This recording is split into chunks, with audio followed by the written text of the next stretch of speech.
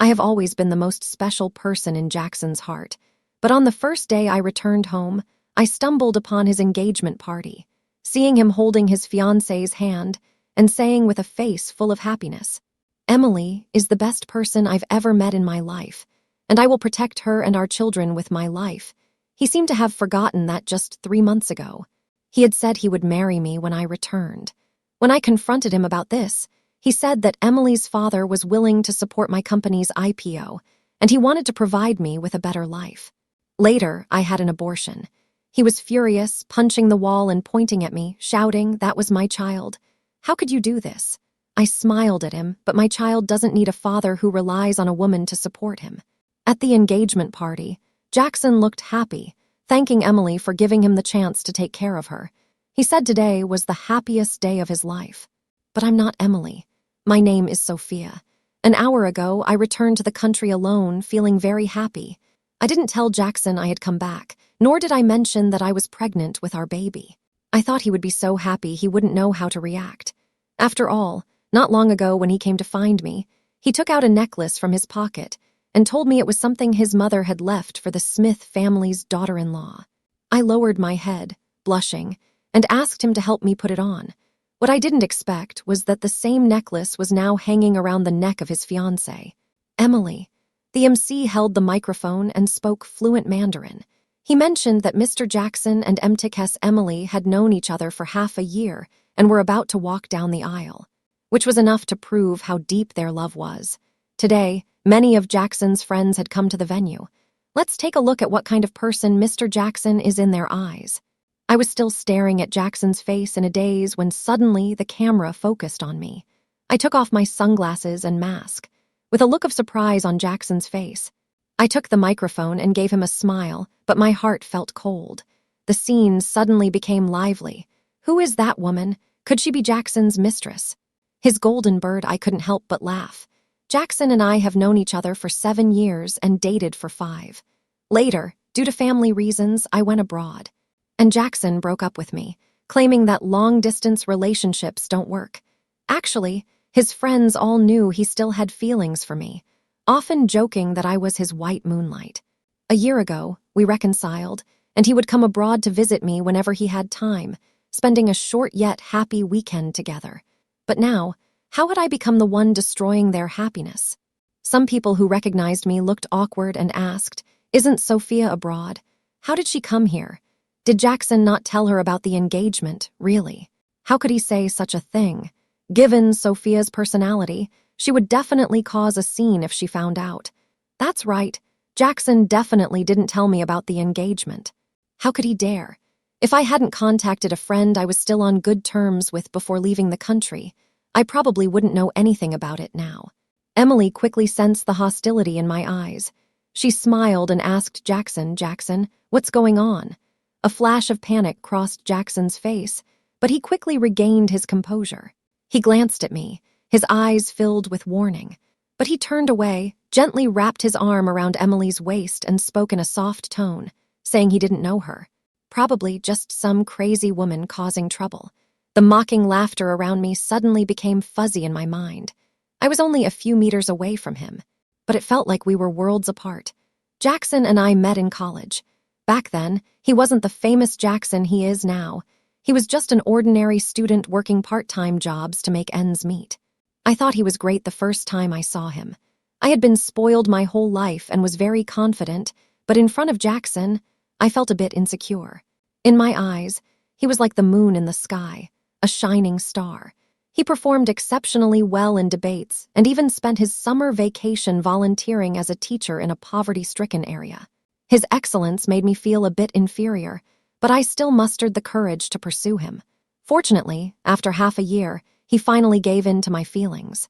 Pointing at my limited edition handbag and saying helplessly, "But I'm poor. If you're with me, you'll have a hard time." This was the first time he accepted my feelings for him. I also realized that his previous distant behavior was simply because of his pride. It turned out that even someone like him could feel inferior at times. I quickly threw the bag into the trash, afraid he would reject me again, and blurted out, "It's all fake. It's all fake. I'm poor too. We're meant to be together." Later, He often teased me about how I had almost cried when he accepted my confession, but he didn't know how sad I really was. That gift was very expensive. It was a birthday present my father had prepared for me, but not long after, I forgot about that bag, because he was really good to me. He would always arrive at my classroom early in the morning with a steaming cup of soy milk for me. Even on rainy nights, he would wait outside the classroom for me to finish class, getting half his clothes soaked. He was willing to spend a month's worth of part-time wages to take me on a trip nearby. And we took many funny and happy photos together. But when did all this start to change? Was it the day I said I wanted to study abroad? Have you been hiding something from me? I've never seen him look so terrifying. How could your family afford to send you abroad? There was no choice. I had to keep lying. I told him it was funded by a distant relative. But he still broke up with me. I couldn't accept a long-distance relationship. I'll wait for you to come back to China. His changes had actually been evident for some time.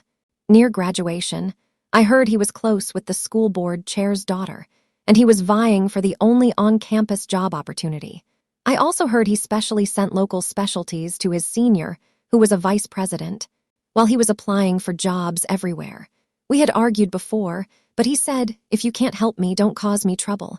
I've been running around for you. Isn't it all so you can have a better future?" So, Jackson, when you found out I was leaving the country, were you angry that I was leaving you? Or relieved that I wouldn't be a burden to you anymore? I have no idea how I managed to leave their engagement hotel. I still remember the looks people gave me. There was confusion, mockery, a touch of contempt, and a hint of pity. I left feeling utterly humiliated. Once I was on the street, I couldn't help but kneel down and cry my heart out. I buried my face in my legs, crying in agony, not caring about the surprised glances from passers-by. Suddenly, someone stopped beside me. I slowly raised my head, tears blurring my vision, and saw a familiar face. It was the same expression I saw a year ago when I was abroad and felt helpless and wronged after losing my wallet. Back then, he had said, "Without me, what would you do?" But today he asked, "You're here. What should I do?" I struggled to steady myself against the dizziness caused by lack of oxygen and stood up to look Jackson in the eye. I asked him, "Why didn't you tell me you were getting married?" He sighed helplessly, with a hint of reproach, and said, "You didn't tell me you were coming back to the country either." Jackson reached out his hand, as if to gently brush the hair off my face, but I instinctively dodged away. He noticed my reaction, and a hint of displeasure flashed across his face. He said, "Sophia, be a good girl. Don't make this difficult for me. Although I'm already engaged to someone else, I'm doing this for our future. Emily's father said that if I marry her, he'll help me take the company public. You know, this is a crucial moment in my career." Hearing him say that, I couldn't help but laugh and cry at the same time. What about me? I could barely contain the tremor in my voice. Jackson sighed as if he were in a dilemma.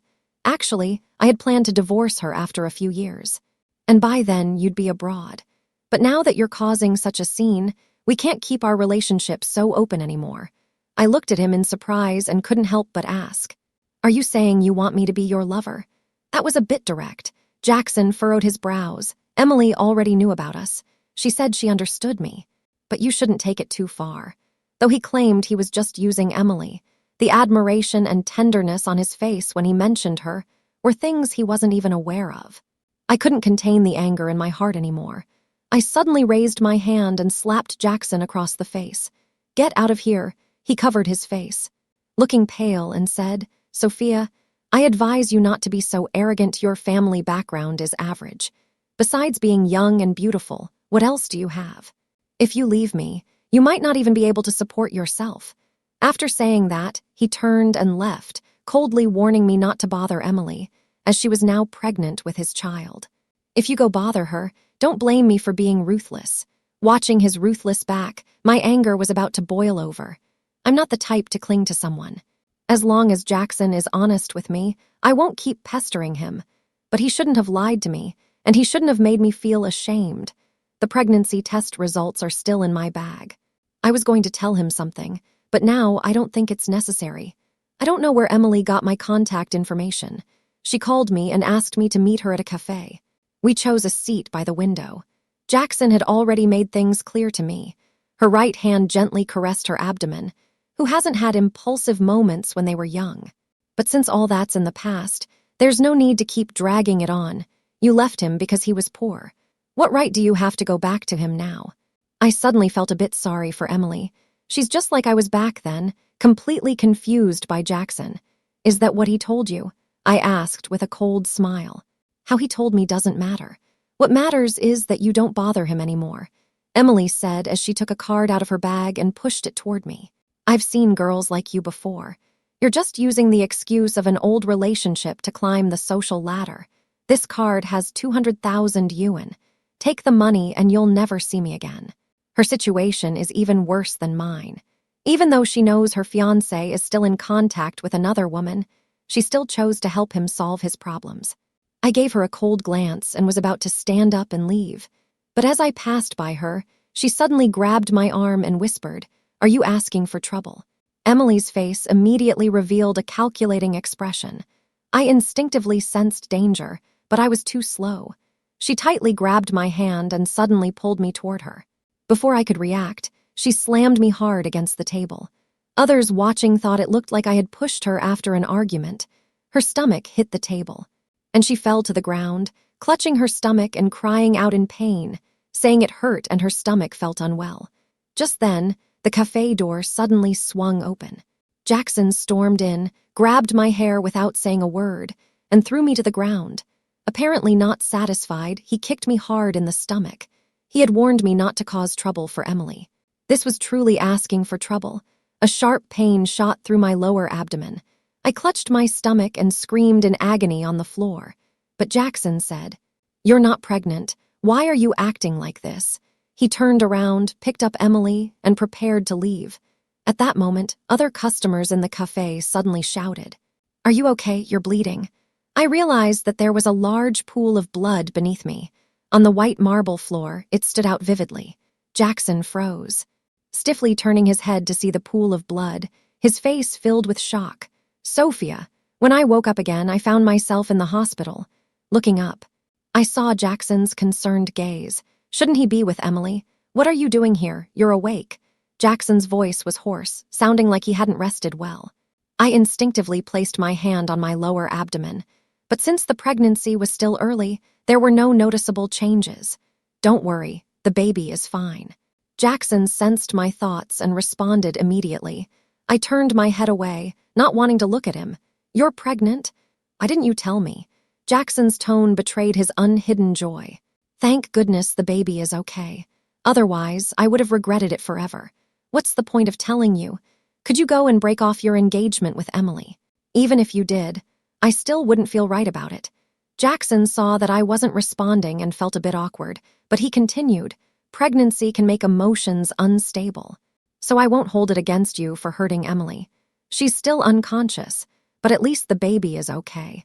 He still believed that I had been the one to push his fiancée away. I didn't want to say much more to him, but I suddenly wondered how he planned to treat me and the child. "He'll definitely keep me. I'll take good care of you and the child."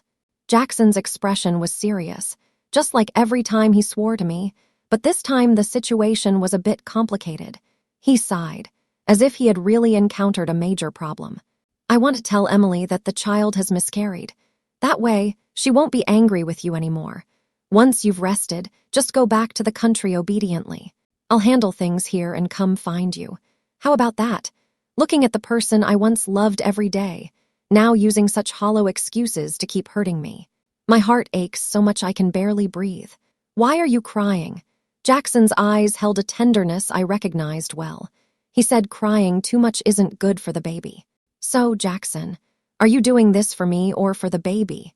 If I weren't pregnant, would you have just left me if something had happened at the cafe back then?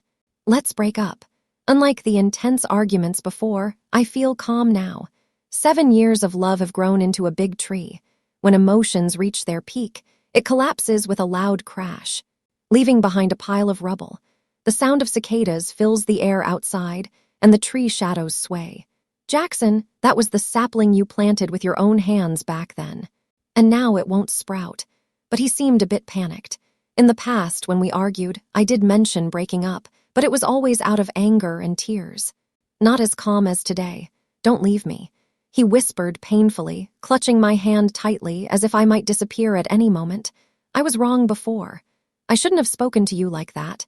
And I shouldn't have hit you. Sophia, can you forgive me? We've been together for so many years. Please forgive me. I'm really scared that everything I've worked so hard for will be destroyed. He grew more and more emotional as he spoke, tears streaming down his face, and I couldn't tell how much of it was genuine.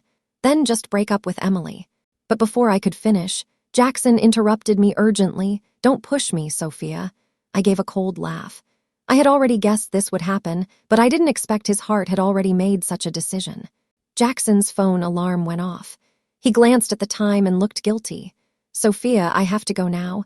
I'll come see you later. He added, you'd better not leave the ward. I understood what he meant. He was worried that I would run into Emily, and then his lie would be exposed.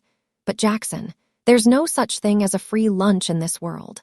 You want to rely on the Smith family to live comfortably, yet you can't bear to let go of the youthful feelings between us.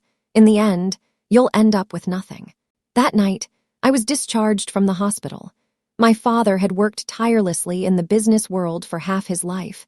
When he saw me for the first time, tears streamed down his face.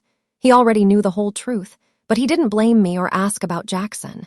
He just gently stroked my face and said, Nanan, why didn't you come find me first thing after returning home? Nanan, does it still hurt? I had intended to smile lightly, but tears of frustration welled up in my eyes.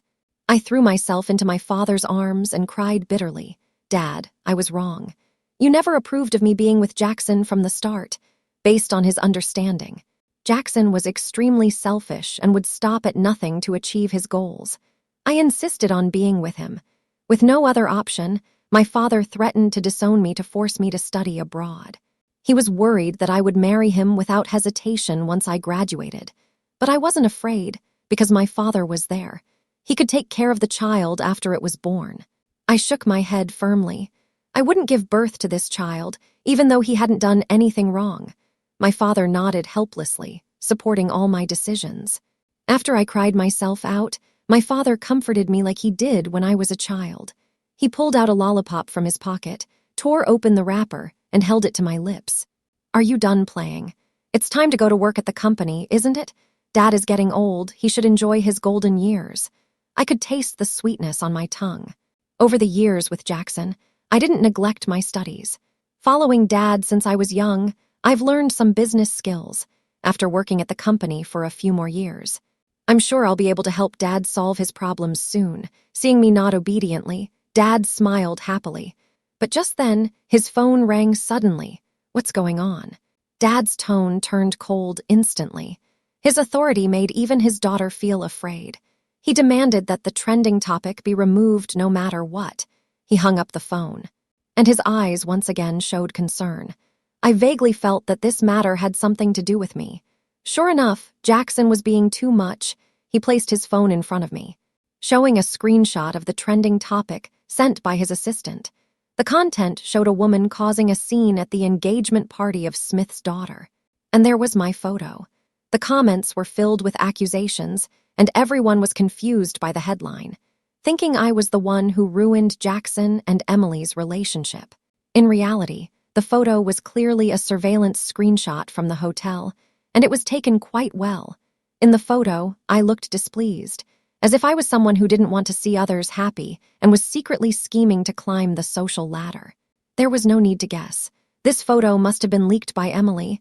I had already noticed her hypocrisy. She wouldn't let this go. The Smith family. Is that the Smith family that rose to prominence in recent years? My father coldly snorted and pulled out his phone, presumably to call someone. I stopped him. Dad, I want to handle this myself. Actually, I've never truly harbored any resentment toward Emily. After all, she's also a pitiful victim of Jackson's deception. But she shouldn't have pushed me to the brink. Does a cornered rabbit really fight back? More importantly, I've never been someone who lets others bully me. The next day, Jackson actually dared to contact me. He said, Sophia, the trending topic wasn't my idea. Emily was just venting her anger. Don't worry. Once she calms down, I'll make her take down the trending topic. I had just arrived at the company and had a lot to learn, so I didn't have time to talk to him further. I sarcastically asked him, your child is gone. What are you doing here?" The line suddenly went quiet. "What's going on?" I immediately hung up and added him to my blacklist. For the next month, I stayed at the group headquarters almost the entire time. Soon, I gained a basic understanding of the group's operations. Coincidentally, the company had a small project up for bidding, and my father asked me to follow his assistant to familiarize myself with the situation. To my surprise, I encountered Jackson and Emily.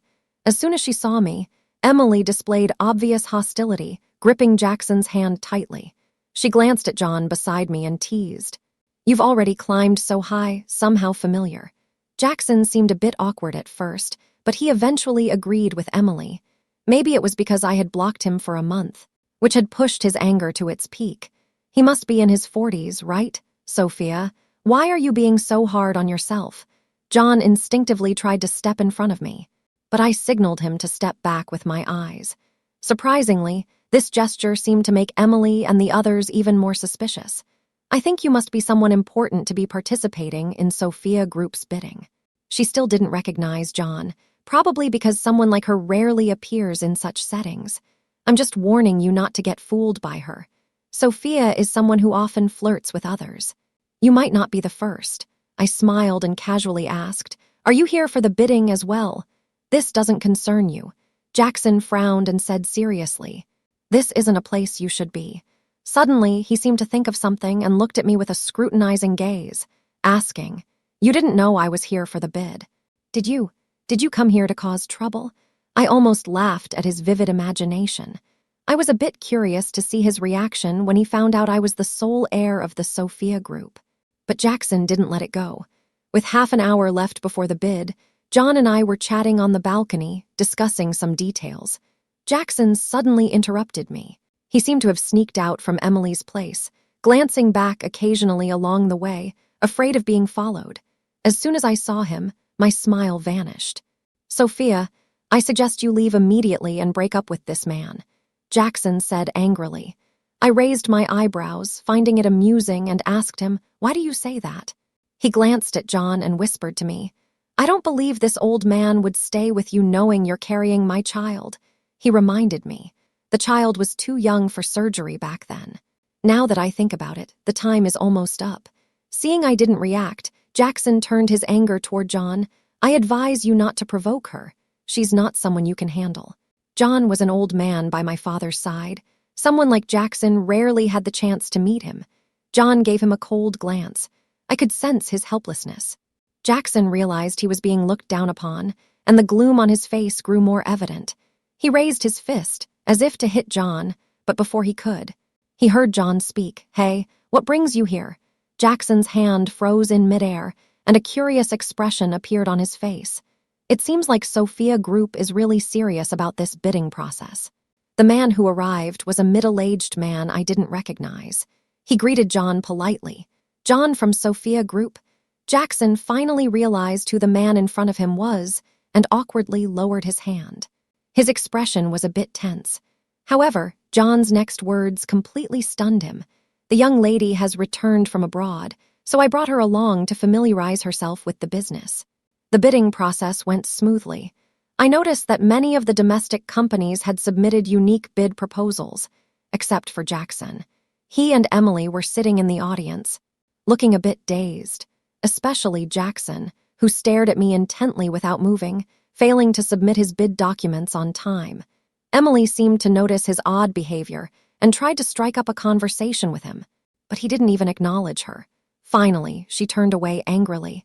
After the bidding ended, John introduced me to several representatives from promising companies and mentioned that this was Sophia's only daughter, and that young Sophia would eventually take over Sophia Group's operations. Various people smiled and greeted me. Jackson, however, remained in the corner, as if waiting for me.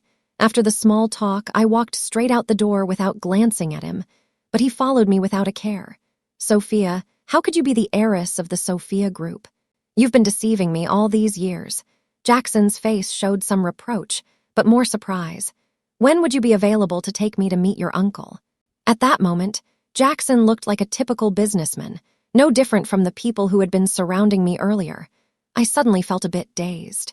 The vibrant, shining young man from 7 years ago, and the man who now only cares about interests seemed like two different people, though they looked similar. Their demeanor was completely different. I suddenly felt a pang of sadness. How could I have fallen in love with such a person? Or rather, how could the person I once loved have become like this? I've already said it, we're broken up. I coldly stared at him, feeling as though I were looking at a pile of trash. He just shook his head repeatedly, not caring at all. I couldn't believe it. How could 7 years of love be so easily let go? You loved me so much before. Have you forgotten how hard you tried to win me over? When a person is at their lowest point, they are easily influenced by moral pressure. I suddenly felt like joking around. Why don't you break up with Emily? And I'll reconsider. The same question, but a different answer. Jackson hesitated for a moment, but quickly made up his mind. He said, I was wrong to you before. This is what I should do. Take care of yourself and the baby. I'll come back to see you in a few days. He turned away without hesitation, as if he had forgotten the promise he made to Emily at the engagement party a month ago. I suddenly felt confused. I had thought he was sincere about Emily, but now it seemed like he didn't truly care about anyone. He only cared about himself. I scheduled the abortion for 3 days later. Coincidentally, that day was the anniversary of when Jackson and I had been together. The anesthetic slowly entered my body. I felt my consciousness growing increasingly fuzzy. I had a dream where I was still married to Jackson. In the dream, he was as young and pure as he had been back then. He took my hand from my father's and made a lifelong promise to me. I don't seem to remember what he did to me, but I was just happy because I had finally married the man I loved. But suddenly, his gaze toward me changed from loving tenderness to cold calculation. He leaned close to my ear, like a demon whispering, now that I've finally married you. The Sophia group is mine. All the guests were instantly stunned by the power of his words. I cried and tried to run away, but I couldn't escape. He came closer and closer until we were only an arm's length apart. His expression grew terrifying as he reached out his hand toward me. Suddenly, a tiny hand emerged from the darkness and grasped mine. The next moment, the darkness vanished. Before me stood a little girl who looked like an angel. I couldn't see her face, but I heard her voice. She said, "Mom, don't be afraid." The bad guy was chased away by the little baby. Is that my baby? I wanted to speak, but no matter how hard I tried, no sound came out. Mom, I chose you in heaven. And you didn't let me down. You're the bravest mom. I wanted to tell her I was sorry, to tell my little treasure in person, but it was all in vain. She seemed to know what I was thinking and pressed her round little face against my hand. It's okay, Mom. First, you are yourself, and then you are my mom. The baby doesn't blame you. It's those people who bullied Mom who are so bad. It's okay. My older brother in heaven said that next time I can cut in line, and I'll still choose you to be my mom. Her voice grew softer and softer. My consciousness gradually became clearer. A week later, Jackson appeared downstairs at my company. He really broke off his engagement with Emily and made her have an abortion. Sophia, from now on. I will only love you. Please give me another chance, okay? You don't want our child to be born without a father, do you? My face was still weak, and I spoke softly. Actually, the child is already gone what? His eyes widened, staring intently at my face, trying to discern the truth in my words. Unfortunately, he was about to be disappointed. How could you do this to me? His face turned pale, and he wanted to explode but lacked the courage. Am I heartless? I gave a cold smile, though I was actually glad to be back in the country only to find you had remarried. You ruthlessly drove me away when I was pregnant, causing the miscarriage. I've always been proud, yet you treated me like a mistress. I thought I wouldn't cry for you anymore, but tears still flowed uncontrollably. Jackson, who is the more heartless one between us? Every word I spoke felt like nails driving into him. He stood there frozen, his face filled with hesitation, unsure of how to respond. But you were the one who pushed her away in the first place. I know what he's thinking. I've completely lost all trust in him. Do you still think it was me who hurt her? I'm pregnant myself. How could I possibly hurt another mother? Actually, I've never hated her. The only one I truly hate is you. Jackson no longer made excuses. I don't care if he believes me or not. If he doesn't, he can check the surveillance footage himself. I've had enough of poverty. He suddenly covered his face helplessly and sobbed softly. I don't want to live a life where people look down on me anymore. I don't want to live a life where I can't even eat properly. I've tried so hard, but I still feel looked down upon. Why is that? I saw what he went through with my own eyes, but I still think he's asking for trouble. No one really looks down on you, Jackson, I said calmly. He slowly lifted his head, with tear stains at the corners of his eyes. The Jackson I first knew was a proud and unyielding person.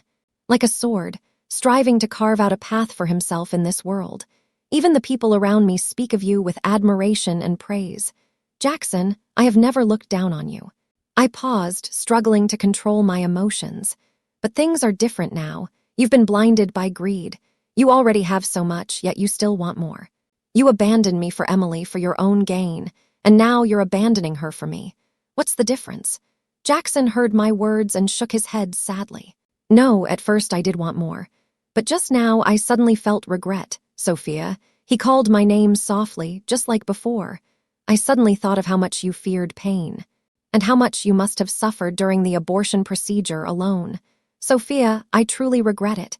Can you give me another chance? He pleaded, tears falling one by one. Even someone like him had tears that were hot. Forget it. Don't make me more disappointed in you. I turned away decisively, ending our relationship completely. Move to another city. I won't make it easy for you in front of me. I still couldn't forgive him. Not taking the initiative was already giving him face. Jackson still didn't give up. He often appeared downstairs at my office, but I pretended not to see him. One day, I was about to attend a dinner party when I suddenly encountered an extremely agitated woman. She rushed toward me, holding a fruit knife in her hand. She shouted, "Sophia, you ruined my life. I'll find you." It was Emily. Before I could react, she walked toward me. Just then, Jackson suddenly rushed in front of me and blocked the knife. Emily froze, her hands trembling, her eyes slowly clearing. Why, Jackson, why? The child is gone. I gave up the child for you, yet you still left me, Jackson stumbled, then knelt on the ground and finally revealed the truth. I'm sorry. Emily, I didn't tell you the truth before. Actually, I was already with Sophia before I met you. I shouldn't have let you misunderstand me. Upon hearing all this, Emily completely broke down. I knew she was a proud person who couldn't accept the fact that she was the other woman. She clutched her hair tightly, shaking her head repeatedly, saying, "No, you're lying to me, you're lying to me." I stood there, watching the scene unfold, feeling helpless and unsure of what to say. Jackson couldn't hold on any longer. He looked up at the sky, as if apologizing to someone, promising to make it up to her in the next life, then closed his eyes. Jackson couldn't be saved. Emily was sent to a mental hospital and may never return. That accident had a profound impact on me as well. After 3 months of counseling, I returned to Sophia Group. Later, I took over Sophia Group and became the star everyone looked up to. Suddenly, I realized that maybe I had made a mistake from the very beginning. I shouldn't have hidden my own brilliance for anyone, just to make myself look better. Because true love doesn't require anyone to compromise. I should have lived my life to the fullest. Unfortunately, that love from my youth was lost. At that very moment, I hadn't found my spring.